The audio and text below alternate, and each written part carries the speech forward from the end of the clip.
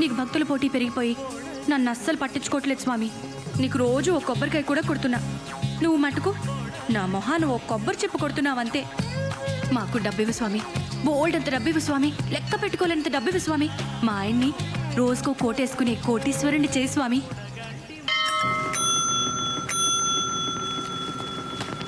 Sub editor గారికి okay sir.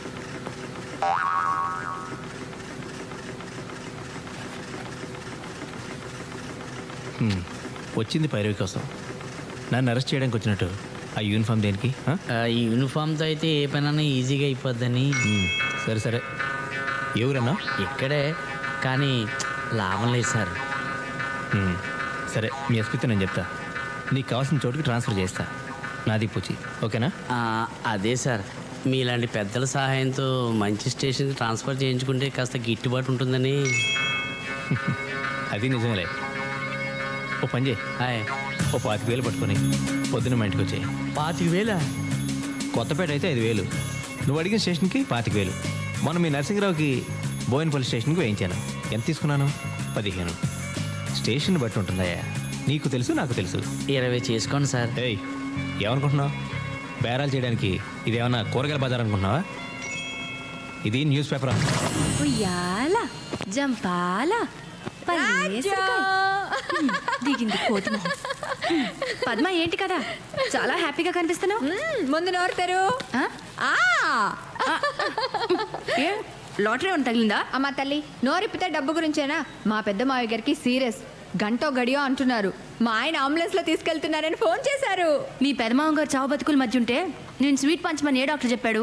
అది కాదు రాజ్యం, మా మావయ్య గారికి పిల్లలు లేరు, పెళ్ళాలు లేరు, మేం తప్ప ఎవ్వరూ లేరు.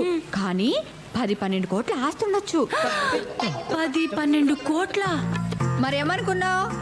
జూబ్లీహిల్స్ లో బంగ్లానే 4-5 కోట్లు ఉంటుంది. టాకర్ ఏజెన్సీ 10 కోట్లు ఈజీగా చేస్తుంది. క్యాష్ ఎంత ఉందో మావయ్య గారు పోయిన తర్వాత లెక్కేస్తాను కానీ తెలీదు.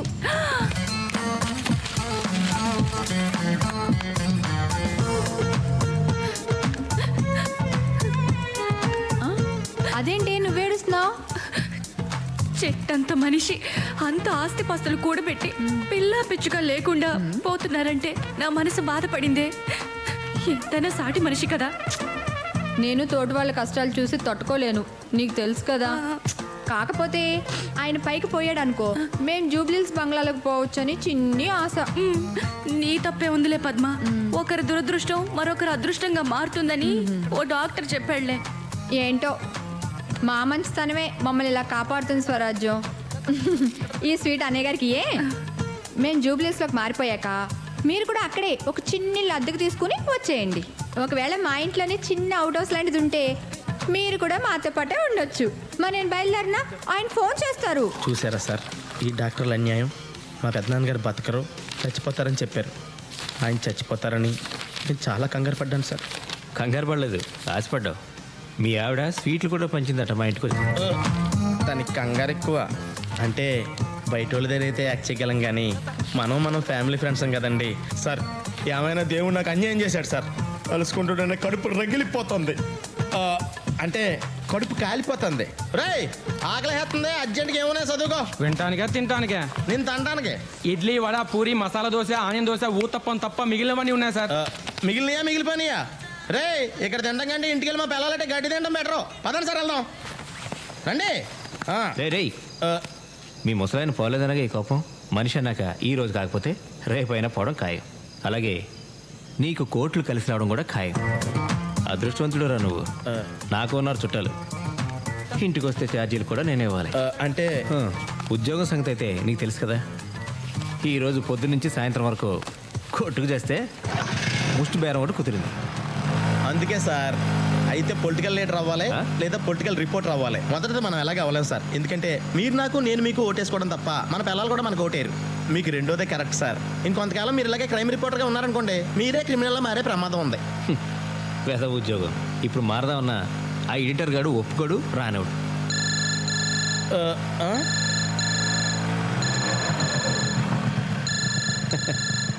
మన ఎడిటర్ గాడు 100 సంవత్సరాలు బతుకుతాడు యాదవ. మా పెద్దనాన్నలాగా సార్. అది నన్ను అడుగుతావేంట్రా? డాక్టర్ని అడగాలి. ఆ డాక్టర్లు ఆడు పేషెంట్గా ఉన్నప్పుడు చెప్పారు సార్, రేపో మాపో పోతాడని. ఆడు పోతాడేమో అని ఎంతో పేషెంట్స్తో ఎదురు చూశాను సార్. ఇప్పుడు నేను పేషెంట్ అయ్యేలా ఉన్నాను సార్. క్యారేజీలు మోయడానికి ఆఖరికి ముట్టిగడడానికి ఉన్నాను, వాడుకుంటాడు సార్.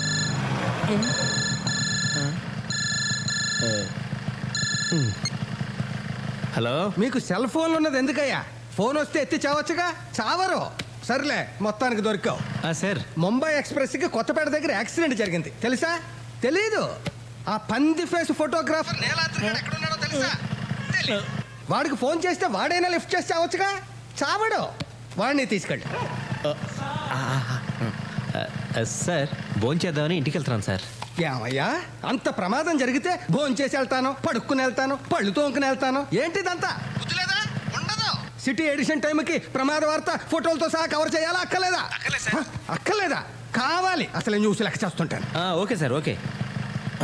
ఇలా అర్ధరాత్రులు తిండి తిప్పలు లేకుండా రైలు కట్టలంట తిరగడానికి మనం పోర్టర్లమా రిపోర్టర్లమా సార్? ఏదో ఒకట్లే. సార్ ఇటు కాదు, ఇలా వెళ్తే షార్ట్ కట్.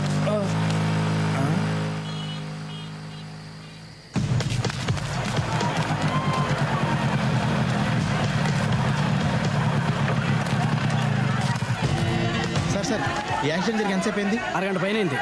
ఎంతమంది చనిపోయి ఉంటారు? తెలీదండి. సార్ సార్ సార్ ఏంటి? జరిగి చాలాసేపు అయిందంట. ఇంకా మిగిలిన ప్రెస్ వాళ్ళు ఎవరు రాలేదు. ఇలాంటప్పుడు కూడా నేను తీసిన ఫోటోల కింద నా పేరు అయిపోతే నేను ఒప్పుకోను సార్. వేరేం కర్మ, నీ ఫోటో కూడా వేస్తా. ఇది చూడమ్మా. అది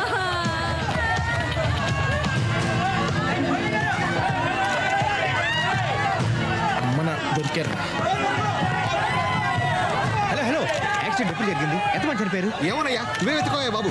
అసలే టెన్షన్లో ఉంటే మధ్యలో ఈడొకడు.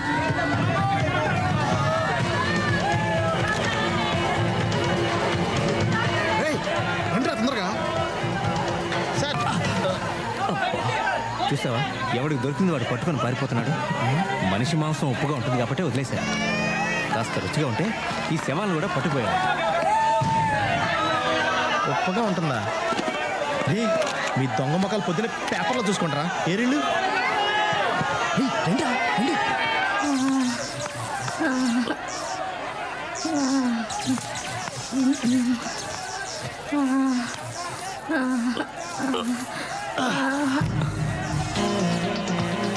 మీ బ్యాడ్ లక్.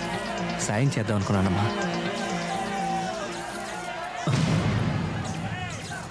నువ్వు తీసుకో. ఏయ్, తీసుకోమంది ఫోటో కాదు, ఇవి తీసుకో. ఇది దొంగతనం సార్. అందులోనూ చచ్చిపోయిన వాళ్ళ ఒంటి మీద బంగారం తీసుకోవడం అంటే మరీ అన్యాయం సార్. పోనీ నేను తీసిస్తే నువ్వు తీసుకుంటావా? కళ్ళగద్దుకుని మరీ తీసుకుంటాను సార్. వచ్చేద్దాం సార్.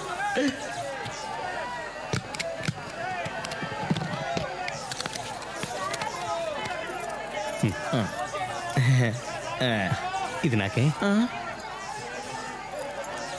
ఓకే. పాపం ఘోరం కదా, అన్యాయంగా చచ్చిపోయింది. అవునవును. ఇంకేముంటాయి, వీళ్ళు వెళ్తున్నారు అనవసరంగా. ఎంత సంపాదించినా ఇప్పుడే ఈ రాత్రి సంపాదించేయాలి. నన్ను కూడా గుర్తుంచుకోండి సార్. వాటాలు కరెక్ట్గా ఉండాలి సార్. 50-50.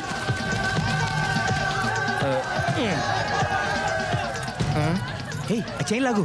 ఏది? త్వరగా కానీ మళ్ళీ ఎవరన్నా వస్తారు. అదేం చేసుకుంటారు సార్? ఎహె, ఆ చైన్ కాదు, ఈ చైన్. ఎలా బతుకుతావో ఏంటో.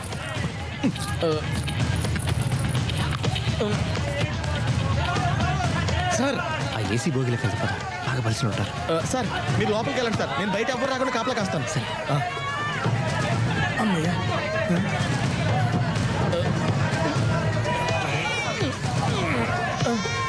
తప్పండి తప్పండి తప్పండి.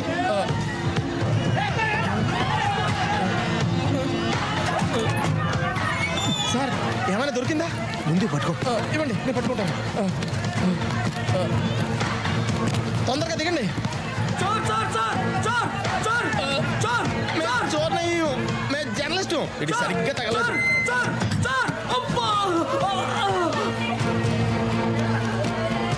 ఏయ్, నువ్వు ఫోటోలు ఇస్తా ఉండు, నేను ఈ 2 సూట్ కేసులు ఇంట్లో పెట్టేసి వస్తాను. సార్ 2 సూట్ కేసులు మీరే పట్టుకెళ్ళిపోతారా? దీంట్లో ఒకటి నీది, రేపు పొద్దున వచ్చి పట్టుకుపో. నీ బరువు కూడా నేను మోస్తున్నందుకు సంతోషించు. సార్ తొందరగా వచ్చేయండి. ఎడిషన్ లేట్ అయితే ఎడిటర్ గారు కోపడతారు. 10 నిమిషాలు, 10 నిమిషాలు.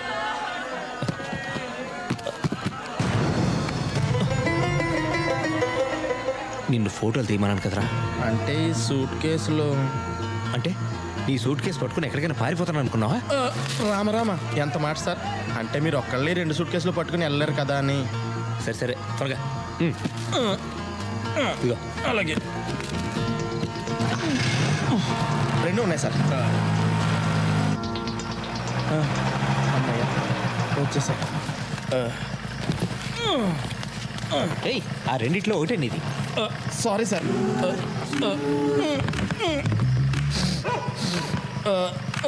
ఏది తీసుకోమంటారా మీరే చెప్పండి సార్. అబ్బా, నీలాద్రి దేనిలో ఉందో నాకు ఎలా తెలుస్తుంది? కళ్ళు మూసుకుని నోరు మూసుకుని ఏదో ఒకటి తీసుకో. దొంగ సొత్తు గురించి అర్ధరాత్రి నడివీధిలో ఇలా డిస్కషన్ పెట్టుకోకూడదు. తొందరగా. రెడ్ డేంజర్ వీడికే ఇచ్చేస్తాం బెటర్. ఇదే తీసుకోండి సార్.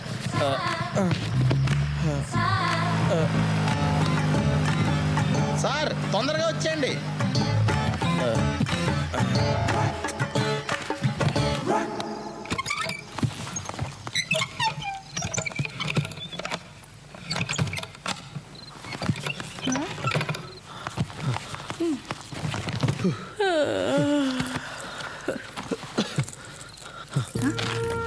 ఎక్కడ ముట్టి ఇవన్నీ? సూట్ కేసు ఏంటి? నిజం చెప్పు, పాపకి పెన్నిని తెస్తున్నావు కదూ? అయినా నీకంత సీన్ లేదులే. ముందు ఎయిర్ బ్యాగ్ తీ, అర్జెంట్గా వెళ్ళాలి. ఇంతకీ ఏమైందో చెప్తావా? ముంబై ఎక్స్ప్రెస్ పడిపోయింది, చాలా మంది పోయారు. చేతి దొరికిన నెక్లెస్లు గాజులు తీశాను. మళ్ళీ వెళ్ళాలి. ఏయ్, ఓ! మొత్తానికి ముంబై ట్రైన్ మూలాన బాగా ట్రైనింగ్ అయ్యావన్నమాట. పద, నేను వస్తా. నేనేమన్నా షాపింగ్కి వెళ్తానా? తెలుసు, రాబింగ్కి. దీని నిండా బంగారమేనా మూర్తి? ఏమో, నాకేం తెలుసు. అయ్యో, నీ మతి మరుపు మండ. దీని తాళాలే తేలేదు. ఆ? ఈ సూట్ కేసు ఓనరు ట్రైన్లో శవమై పడున్నాడు. వాడిని అడిగి తీసుకురానా? మొహం చూడు. ఇగో, ఇవి మొత్తం 18 గాజులు, 4 గొలుసులు, 2 నెక్లెస్లు. పొద్దునే నాకు అప్పచెప్పాలి. జాగ్రత్త, తలుపేసుకో. మూర్తి, మూర్తి, ఏంటి? వచ్చేటప్పుడు ఆ రైల్వే స్టేషన్లో సూట్ కేసులకి మారు తాళాలు తయారు చేసేవాడు ఉంటాడు కదా, వాడిని తీసుకురా. మర్చిపోద్దు.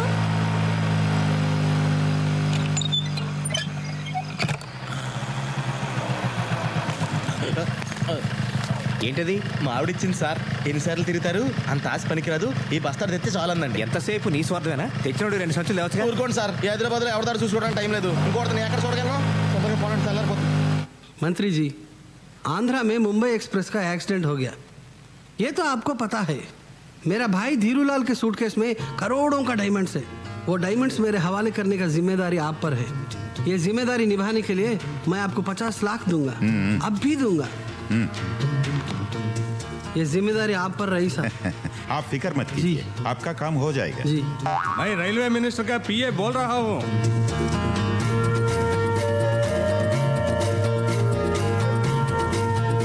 आपका शेयर आपका मिल जाएगा। Okay sir. జాగ్రత్త. ధీరులాల్ సూట్ కేసులో నుంచి వజ్రాలు తీసేసి సూట్ కేసు ఎక్కడో దూరంగా విసిరే. వజ్రాలు నీకు సగం, నాకు సగం. Okay deal sir. मैं होम मिनिस्टर बात कर रहा हूँ। Good evening sir. AC coach में धीरूलाल को ट्रेस करके उनके सूटकेस को सीज करके पुलिस एस्कॉर्ट के साथ फ्लाइट से इमीडिएटली मेरे पास भेज देना। Okay sir. आप काम पे लग जाओ। Then what about my? Yes yes, I will consider you for the CBI director post. నీకేం అన్యాయం చేయను. ఆ వజ్రాల్లో 80% నాకు, 20% నీకు. ఓకేనా? Okay sir. తొక్కలో పర్సంటేజ్ నువ్వు ఇచ్చేదేంట్రా? నాకు ఇవ్వాల్సింది నేను, ఇస్తే తీసుకోవాల్సింది నువ్వు.